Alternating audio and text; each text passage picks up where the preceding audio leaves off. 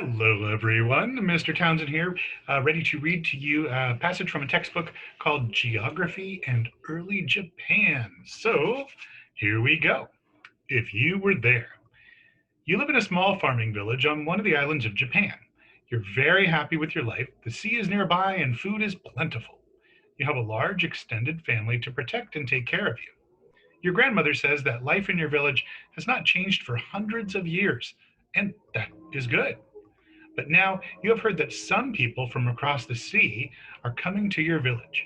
They're bringing new ideas and new ways of doing things. How do you feel about these changes? That's something to think about.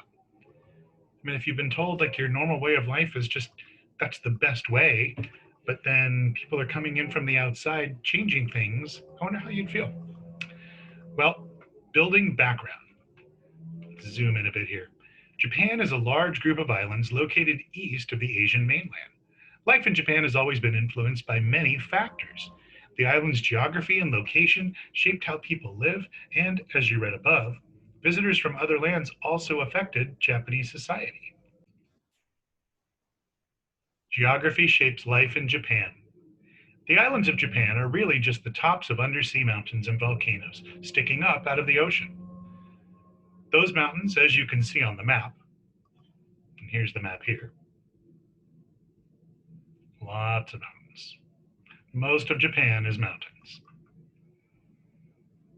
Those mountains, as you can see on the map, cover nearly all of Japan.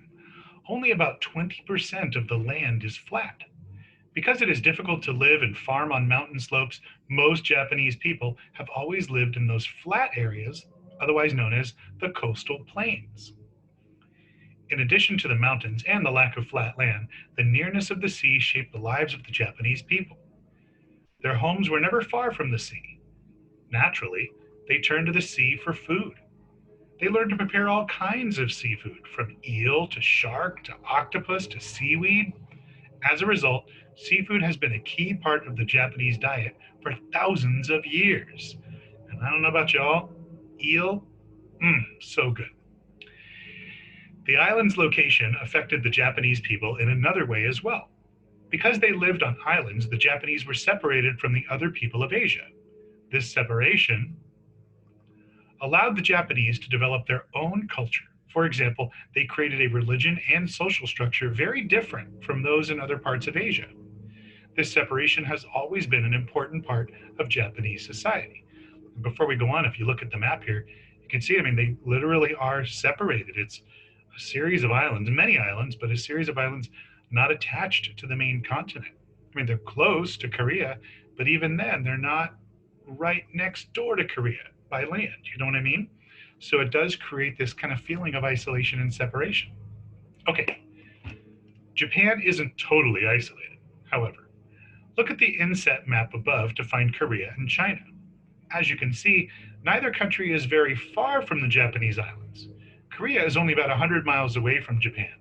China is about 400 miles away.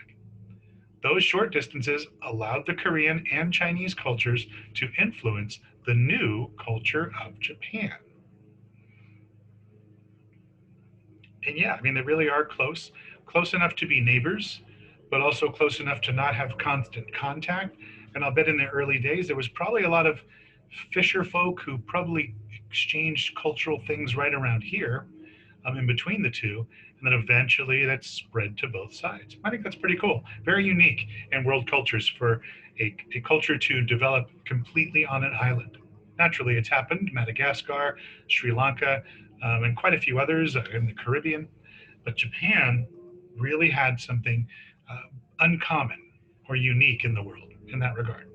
All right, thanks for reading along. We'll talk soon. Bye.